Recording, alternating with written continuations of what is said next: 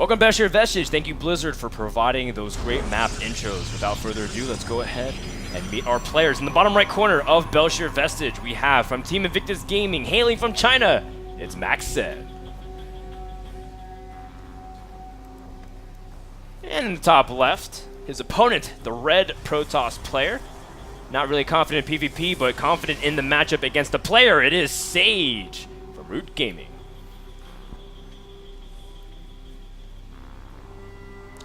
Now we've seen very recent games of MacSed on this map against Puck, Froden, and we saw a very, it's kind of crazy to say it's unorthodox.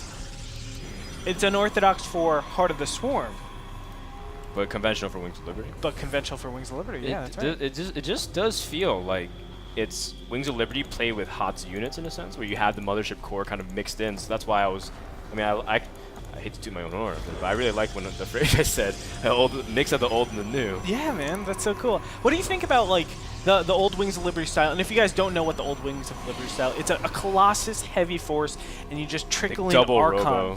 Yeah, double robo a lot of times. 8 or 9. You just get a lot of gateway units. The new Heart of the Swarm stuff would be maybe like Zealot, Archon, Immortal. I know that's not new, Void Rays. But you add Void Rays in there. You add Tempests in there. You use Storm, which is crazy. No one really thought you would use Storm, but that gets used a lot. What do you think of this new, or excuse me, the old new style that MacSed will be bringing? You know, it's so interesting because with those builds, there are times where you can completely punish them. You surprise your opponent with a number of Void Rays, but with scouting, I really feel, with the prominence of scouting with hallucinated Phoenixes, as well as just general ability to see what your opponent's doing, because a lot of Protoss players send their early Mothership core now to scout. That kind of stuff has really limited Protoss players' the ability to hide stuff. And therefore, I feel like some people opt to play really safe still and go for Robo if they feel like they need to. But then you kind of have people saying, well, I don't want to get caught off by, I can't really confront a person that's going Colossus. I need Colossus myself. Yeah. And then we have this awkward situation where both Puck and MacSed were going for double Robo Colossus very early on. And we weren't really used to seeing that. We were seeing double, triple Stargate transitions with Squirtle parting kind of style. And it gets so stagnant when both players do that old style, right? Because neither player wants to go into a very nicely arced Colossus death ball. Yes. But with the Void Rays, all of a sudden you can make stuff work. You can shift around your opponent's army, make it really uncomfortable for things to happen. So we'll see how, I think how Sage will go about this, because I feel like Sage is the one to really dictate how and where this game goes. Both players are opting to do the 2-gate openings. This is the absolute safest thing you can do, and it makes sense from Sage. Of course, Sage not really, I guess, practice against the huge range of PvP builds that are possible. I am a little curious here, Andre, of what Sage plans to do, because it's already past the 5-minute mark, and he still hasn't chosen his tech. And is he going to really try to expand? Cool. It's a 2-gate expand build, but it is going to be up against a Twilight DT player, and we were kind of saying how MacSed can go into this type of play, even though he does eventually transition into Robo. In fact, this is the kind of build that he did earlier in the round of 32, where we saw him play against Puck. So let's see how Sage is going to be able to handle this, considering he doesn't have any form of detection, and the DT Shrine is about a minute away from finishing here, Greetor. That's right. And it's kind of interesting because everybody kind of unanimously agrees that there's almost nothing wrong with always going Dark. Well, I shouldn't say always going Dark Templars. It's a strong way to open. Exactly. Right? Like, it literally has such little amounts of faults and cons to it. Because the fact that you can turn them into Dark Templars or Archons, because the fact that you can actually do Knight. Well, wait. Okay. I actually would have preferred him. Was that a fake, you think? Yes, I think that's a complete fake. Cool. I would have loved him. I would have loved Sage to actually go for the incoming Stalkers, but I think he's playing it a little safer, knowing that, hey, I've gotten a lot of sentries. If he has like 6 Stalkers right behind there with Blink Stalker, I might be dead, so let's not do that. So really, really nice fake. 2 Dark Templars being warped in right now. This will be a problem for Froden. Now, Robotic Facility is... don't you think? Yeah. He should be able to force field the ramp, but his units might be caught out of position and might take a lot of damage. He needs to kind of get up the ramp. Oh, but he force fields and he misses! And Sage will lose a few probes. I thought the Robo was just finishing, but in the end he will lose a few probes, so not the end of the world, but still pretty annoying for Sage. Oh, wow. This is such good micro from Sage. He's able to minimize the damage so much. I mean, this Dark Templar wasn't able to do a lot of damage. Now, I can't say that for the units on the bottom ground. Look at that. MacSed gets out with his 2 Dark Templars. I mean, that means he can easily transform them into Archons, or he just keep them around the map saying, if you ever push out, you need to push out with 2 Observers, because I can backstab you with some Dark Templars. It'll be so annoying. And yeah, you can warp in some Zealots. But guess what? Dark Templars do a lot of damage against any gateway units. I think my favorite part about this is not only did MacSed save the Dark Templars, but he also got up his Nexus at a pretty reasonable comparison with a probe advantage. And that's going to be really key because Sage, even though he has a Nexus finish earlier, sure, but he doesn't have as many workers to be able to saturate it, and he hasn't been able to be mining as much. So I feel, in terms of the resource count, considering that Sage only lost a pylon, he hasn't, sorry, MacSed only lost a pylon. I don't think he's really that far behind at all. Oh, no, not at all. I think MacSed is nicely ahead because of the map controller, the implied map control that he maintains with those Dark Templars. It's just so scary to ever push out.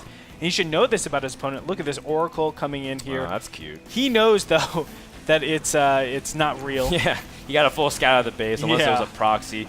But again, we were kind of pointing this out. The hallucination scouts is just so accessible considering the early Sentry. You only need 100 Sentry energy early on to get it. And as a result, it keeps the game a little bit more open. But will Sage see this little drop that's coming in here, Greetor? It's going to be tough. He might see everything. Oh, he does have an Observer. Oh, Sage is so good. He is so good. You know, I don't mind this War Prism just chilling out right here. He doesn't actually have to call attention over because his opponent hasn't moved out in the map. And now, if you're trying to attack your opponent with some sort of War Prism like this, it's best to do it the earliest, right? Because they have the least amount of units to actually deal with this. But at 10 minutes into the game, you have to realize that, hey, this Dark Templar is going to do very, very little damage. It does as much as a hallucinated Phoenix right here. Well, 2 probe kills, not worth it completely, but... What kind of hallucinated Phoenix have you been making? Well, you see, MacSed, huh? I said my Phoenix are OP. I definitely agree with that. MacSed's going to try to motion for a third base while establishing his robotics facilities. And when I say T's, I really do mean plural. He's getting a second robotics like we were talking about. Does end up favoring this kind of style. Meanwhile, Sage, he hasn't even started a robotics bay himself. He's still making Immortals. And he's starting to control more of the map and scouting very aggressively. Third Immortal will pop. +1 already has finished. Sage does have those things in his advantage. And there isn't a very scary Colossus count at all. There's only 1 on the map. MacSed needs a few minutes to be able to benefit off these robos. Do you think Sage really can make something happen here? I do not. The fact of the matter is you have that massive unit to crush the force fields, so it makes no sense for Sage to be putting on this pressure. I think he's just trying to bait out maybe potential good engagements and then, of course, recall if there's any bad engagements. But I have to feel that like 80% of the time I like this. You're getting a bad engagement. But look at this. Sage makes things happen, man. Very cool. This is so sick. And this is the small things that people really liked. Oh, well, have to be careful not to lose the Immortal. Very nice. Nice. You know, if he targets the Mothership Core at that position, I think it would have been a lot better. Fun fact, if they recall and you kill the Mothership Core before everything recalls, everything stays there. Yeah, but he's got 2 Stalkers and 2 Sentries. I don't think his DPS is enough to snipe the Mothership Core instantly. But yes, that's a great tip, Andre. I really need to do that more often in my PvPs. Particularly, though, MacSed has also stalled the third base of Sage. He had a Dark Templar kind of walking around, sniping the probe and stalling for as much as possible. Both players really trying to give each other a hard time and if they want to take this into the late game. I do feel like Sage is in a much better position here. Or excuse me, MacSed is in a much better position here. And the main reason why I say that is because just he's so well set up with his tech. Right, we haven't really seen an established tech coming out from Sage. He's getting his Immortals out, but Immortal Sentry trails off really badly until we see something like Archons or we see something like Colossus to really supplement.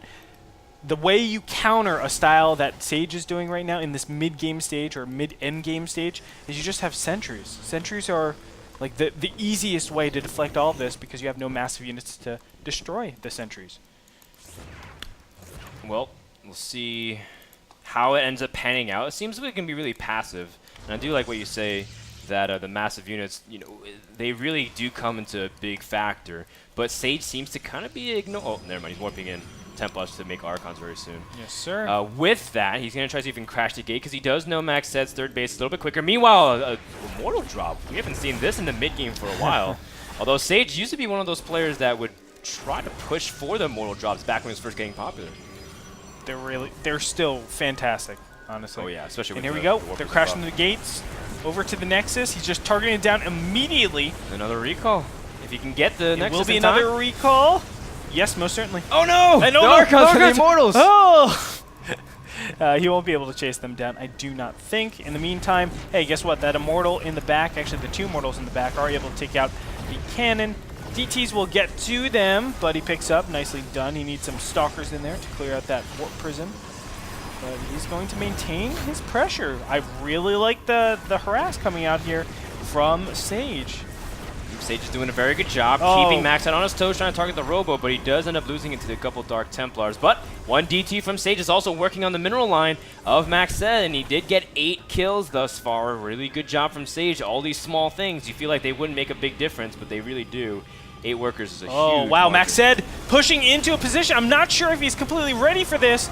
Charge lots are out on the field for Sage, and he's going to be able to get a good kind of flank to make it so hard for that AoE to deal damage. But there's just so many Colossus here, Frodan. He's got 7 Colossus and 3 Zealots in this composition, Oh my or 4 God. Zealots. He's relying completely on this AoE, needs to micro them perfectly, but they're a little clumsy. These time warps have been extremely clutch for MacSed if he wants to press in here and end the game. Oh no, there's a Dark Templar right underneath MacSed's army. Okay. Ooh, the Observer gets there just in time, and Sage really needs to kind of mask himself for a defense. His Mothership Core is about 3 energy pieces away from a Photon Overcharge where he can try to push off the rest of the units or use it for a Time Warp. And maybe he can try to even trap the Colossus, and he does, and he wants to engage with these Immortals. How will MacSed be able to handle this? He needs more Warpins because he needs support for his Colossus units here, Greator. And more Zealots are warping in here. They're starting to work on the Colossus. 2 Colossus go down right now, but the Immortals are getting targeted. They're just too much DPS, Frodan. This is fantastic. MacSed looking great in game number 1 of this group. This is awkward. The Mothership Core of Sage was attacking the Colossus because there's a lack of anti-air. But you don't see this Colossus run by every day. Sage tried to keep harassing in the main base, but MacSed has stabilized. So all the tension is onto this attack, and MacSed will continue to rally reinforcements through this Warp Prism. Excellent play from MacSed thus far, as I feel like Sage really doesn't have an answer to this AoE and the amount of damage that's coming out. GG!